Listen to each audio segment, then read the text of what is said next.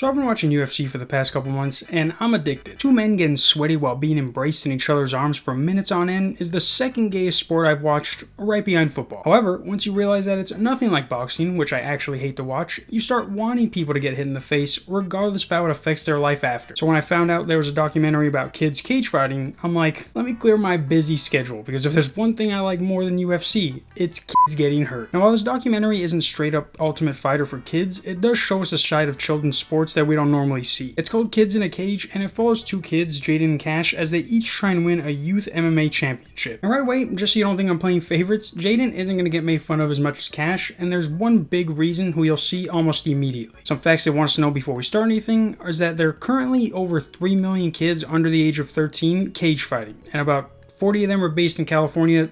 2 of them are good enough to be in a documentary. The organization that puts this on is called the USFL, not to be confused with the USFL, and the whole thing is being ran by this guy, who I'll talk about later. Right now is when I usually say something that segues into the movie, but I found out that explaining you have nothing to say works just as well. So the title screen reads, the USFL prohibits head strikes and moves that can cause serious injury. Fighters must wear protective gear and follow strict safety protocols. Followed by 2 girls fighting with no protective gear, and one of them has their foot on the other's throat. One of those girls, however, is Jaden, who I've added to the list of girls who can kick my ass. It basically includes all girls except for Japanese women, if you wanted to know, because you asked me before the video started. But Jaden knows what's up. She has more trophies on her wall than I have views on my channel. If I am a champion and have so much money, I'll donate it to charity and homeless people. My family does not have enough food.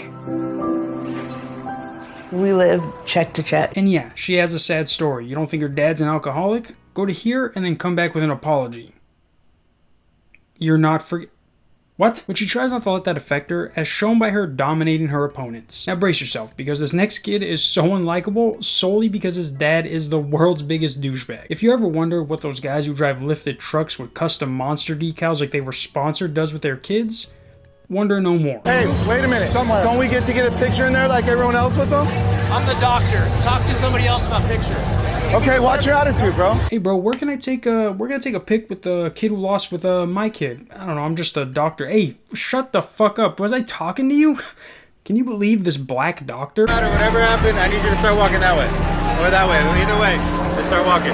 Or you can leave. You can take a pic. It's alright. You guys are punks, man. Go sit down. Just look at his face. He is so mad that Yao Ming's brother's telling him what to do. That attitude he gave the doctor's not there all of a sudden, huh? You big pussy. But that, my friends, is Cash's dad. And whatever you just saw there is amplified throughout the whole documentary, as if his son isn't going to hit puberty and realize he's gay. But while Jaden's family is struggling to put food on the table, Cash's dad owns a small chunk of land that he's converted into an alpaca farm. Which is cool. You're like Carl from Jimmy Neutron, only you're gay for alpacas. But just listen to how his wife talks about her other kids. I have 3 kids. My oldest, Jordan, and my daughter. Those are with my ex-husband. And then Steve and I have Cash together, and he's 10. Now, I don't care about pronouns, but using those instead of their just shows how much she likes them. Yeah, those things over there, those creatures, yeah, those things are with my black ex. My oldest, Jordan, and my daughter, those are with my ex-husband. I don't know what's worse, though, having enough food on the table or having to worry about your brothers killing you because your parents chose the do-over kid. But shit talk aside, Cash has all the tools to become a good fighter, starting, of course, with Fortnite.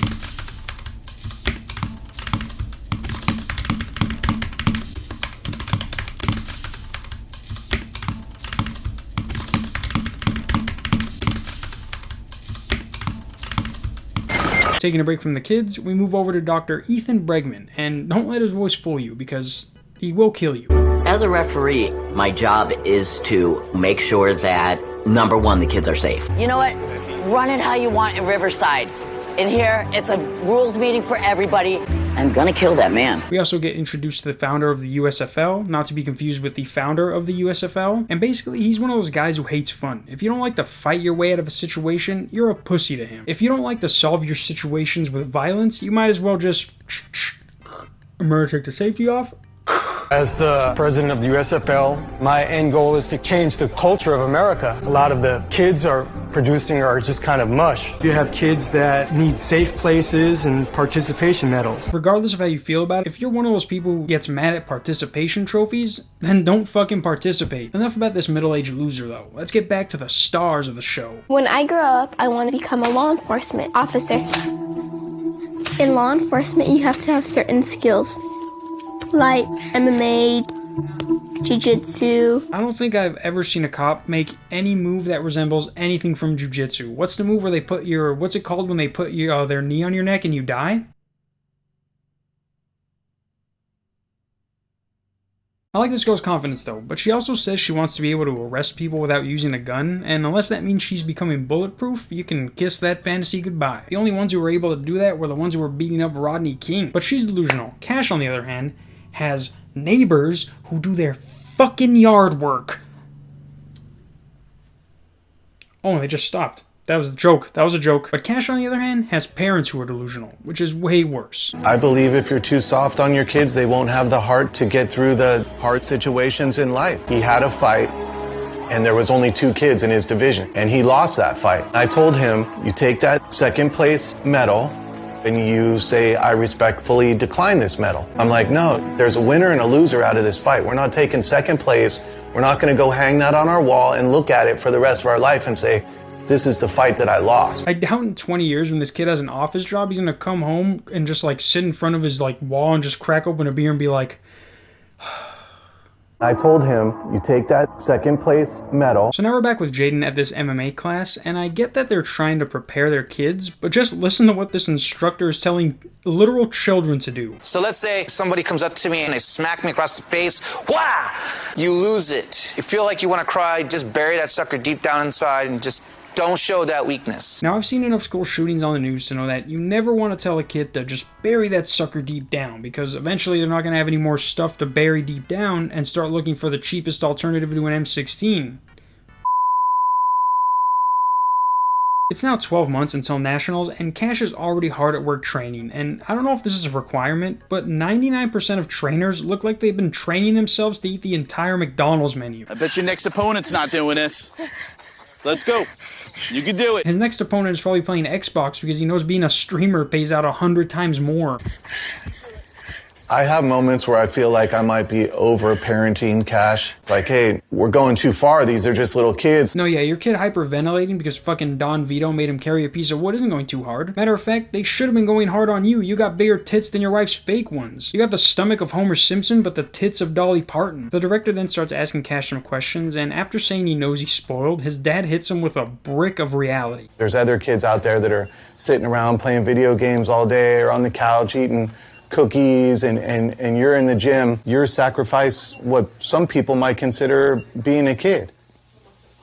He's just now realizing what he got himself into. He's thinking to himself, oh, that's what I'm doing? That's what having a horrible time is? I thought every kid was doing this. What the fuck? Why would any kid sacrifice their childhood to become mediocre at a sport? Forget looking at a second place trophy and getting sad. He's not even going to be able to hang out with his friends. They're going to be like, hey, you want to go to the mall? And he's going to be like, to fight? And they're gonna be like, no, what? Now for this next part, I don't know if you guys know what weight cutting is, but it's basically when someone tries to lose a large amount of weight in a short amount of time. UFC fighters usually do this, and it's usually the most miserable time they can have. Knowing this, Cash's dad is like, let's do the exact same thing. We gotta check his weight, might be a little bit over, so we're gonna run a couple laps and just get a little water weight out of him. You wanna just do an easy jog to say to that red truck and back here? Yeah. A few laps, let's see how you're doing. And while they're doing this, they add a couple of clips in between saying how this shouldn't be allowed, and you're like, yeah, this shouldn't be allowed. Why are they letting them do this? But then no more than 2 minutes later, 2 guys come running up and they're like, yeah, your son's 80 pounds. What the fuck weight are you cutting out from him? Can't cut weight.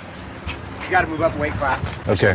Yeah, man. Hang on. We were literally doing 3 minutes of this. We're not cutting weight. This is the stuff that can get us in trouble. Okay, I didn't know that. I didn't know that. This is all around progressional. I understand. I think he forgot he had his mic on because that hand isn't doing shit. We can even hear the 2 guys he's talking to, but nah, yeah, that hand isn't literally directing sound towards your mic. You're good, dog. Keep telling him your secrets. He then says he trusts his judgment more than he trusts the doctors, and I bet he says the same thing to them when they tell him he needs to lose weight. For this specific thing, absolutely. I trust our judgment better than a doctor that has no idea what we're working on. Yeah, the doctors have no idea what I'm working on. I'm actually trying to make my heart beat so slow that it's actually not beating. It's like I'm going to be dead from how fit I am. What's stopping you from being totally happy?